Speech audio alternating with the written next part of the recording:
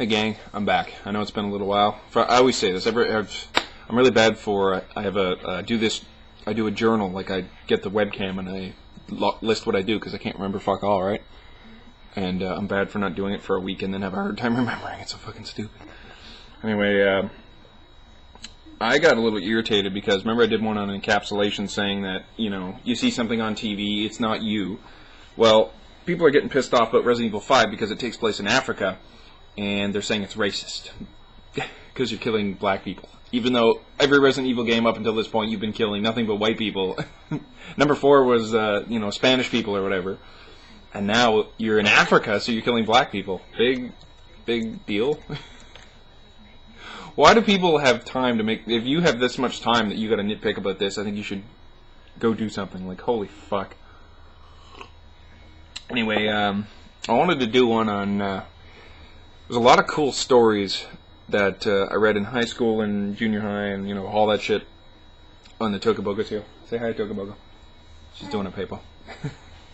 Anyway, I remember when I was young we had a lot of weird stories. Like there was this, a lot of them I don't think, I'm not sure if we were prepared for it, but they weren't described graphically, so they didn't really seem that bad. Like there was this one about this native Indian guy who lived in these woods and there was some kind of nuclear incident that went off. And basically, the rest of the story was him detailing how he's starting to throw up blood and all this weird shit's happening, and then he dies. Like, that's the story. It's fucked up. And then there was one where these colonists go to this new planet, and it drives them crazy because all it is, like, there's nothing but dust everywhere. The wife cleans up dust all day. It's like dust, dust, dust, dust. And their baby ends up dying. And that's just what the story is. Like, holy fuck. A little rough, don't you think? And there was also one I really liked in high school about a demon guy who was, this guy came to him and he had like 12 cocktails in front of him or whatever, and the demon made a deal saying if you can drink a cocktail, one of them is poisoned. If you drink one that isn't poisoned, I'll give you some money, and if you drink one that is poisoned, I get your soul or whatever. So then he says, I'll probably get you, around like the 8th one or 7th one because that's the law of averages, right? And the guy was like, yeah, right, I can beat this because he's like this drunken loser or whatever. So he takes a cocktail, slams it back, and nothing happens. So he's like, ha-ha, and the devil gives him $100, and then he goes out and spends it and realizes $100 really doesn't go that far when you're into, coke and whores. So he comes back and takes another cocktail, and the devil gives him $200. So basically, lather, rinse, repeat. He comes back. Eventually there's 2 cocktails left. He picks one up, slams it down, and says, ha-ha, I beat you. And then the devil's like, actually, I got you, like I said, right around the 7th one. And you've been going out and spreading sin and hate and all this other stuff, so you've actually helped my cause. Good ending to a story. So the guy's like, well, I might as well drink the last one then. And he's like, bottoms up, and he's like, actually, down the hole, like down the hatch or whatever, right? But it would have been funny if the devil had played a trick on him and he actually did beat the devil, and the last one was the poison one, and Anyway, I've always loved that story. I thought it was fucking phenomenal.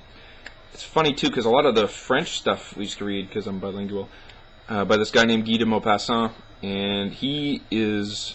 Every one of his stories end in tragedy, like, no matter what happens. There was Mon Oncle Jules, which is... I read that book. Did you? I did. We have a lot in common. It's crazy. Same story, same game, same everything. But I read it. It's a story about this this poor family who lives, I don't know where, outside of the States. And Jules is this, rich uncle that moved somewhere and fucking ends up really prospering, so eventually they scrape up all their money and sell everything they own and go to this, wherever Uncle Jules is, and they find out he's a fucking poor, toothless sailor, old fucker just sitting there, like, shucking clams, and he's making, like, a nickel an hour or something, and, they're here and they have nothing. Like, that's the story. And then he had another one where this guy... his character was he didn't waste anything, so he picks everything up he finds because you never know what you're going to need. And this burglar steals this rich guy's wallet and runs by, and the wallet supposedly drops somewhere, but Buddy ends up seeing a piece of string on the ground, and the story's called A Piece of String. He bends over and picks up the piece of string and says, oh, I could use this. And they thought he grabbed the wallet, and they fucking take him in. He ends up, getting fucking totally railed, and I don't know. That's the story. Like, and there's one more about this lady who is not rich, but she had a really rich friend, and she was having some kind of special night, and the rich lady said, you can borrow this necklace, and it's a super expensive necklace, and I don't know how it worked But the necklace ended up being taken home early. Like early, she planned to take it home after, after this, after that. But it ended up being taken home early by somebody. But she thought she lost it.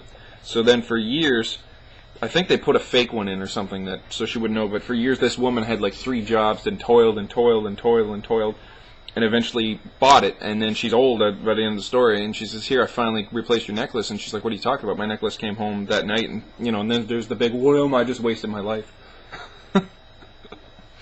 Like, how crazy is that? I don't think there's a couple more too. There's a stone angel, which a lot of people didn't like, but I really did like, because I like the symbolism in it. And like when you're in high school and you're just reading stories, you're just trying to get through it, and you don't really think too much about it. But I really like the Stone Angel. I was one of the few people that actually still like that novel, because Hagar Shipley, the main character, reminds me of my mom. She's kind of like, a sturdy gal who, I don't mean sturdy like, big strapping, but I mean she can take care of her own kind of thing, She's not, she really respects, like there was this one part where she was a little girl and there was this other little girl, and there was these chicks that had hatched on the street or whatever, and they were dying because of the heat. And she couldn't stomp on the chicks, but this other girl could without even thinking. And she couldn't, because she respected life so much that she couldn't even stomp on these baby birds. But anyway, it's just, there's a lot of little things that happen in this, like one of Hagar's kids, the dad was a real dickhead. He was just this farmer asshole. He was cutting something like honeycombs, and he hated his son for whatever reason. And his son says, "Can I have some honey?" So he gives him honey, but on the edge of the knife. Like, he doesn't cut him or anything, but it's almost like, his love is too double-edged. Yeah, he can only get love on a double-edged. I like the metaphor anyway. It was cool. And positive, there's one other story, and I can't remember what it is. Shit. But anyway, it's fucked up that these are high school stories, but there's fucking a buttload of tragedy that happens in them. It's gonna come to me later too, and I'm gonna kick myself because I can't remember. I mean, everyone else read Romeo and Juliet. We read Macbeth, which is also another tragic tale. I really like Macbeth. Did you? Everyone else read Romeo and Juliet. I don't know why. Everybody reads Romeo and Juliet. Most people read Romeo and Juliet in the 10th grade. And it's usually Julius... Don't talk back to me! Shut up. And it's usually Julius Caesar and Macbeth in the 11th grade. We did King Lear. In the 11th grade? Yeah. What did you do in 12th grade? Stone Angel, I think. No, you have to do Shakespeare every year. It's part of the New Brunswick curriculum. We only did Macbeth and King Lear, that's it. Well, we probably did them in 11 and 12, and not 10 and 11. We did King Lear in grade 10 because I was in Salisbury. And in grade 10? Yeah. It's insane. What? It's a 12 level play.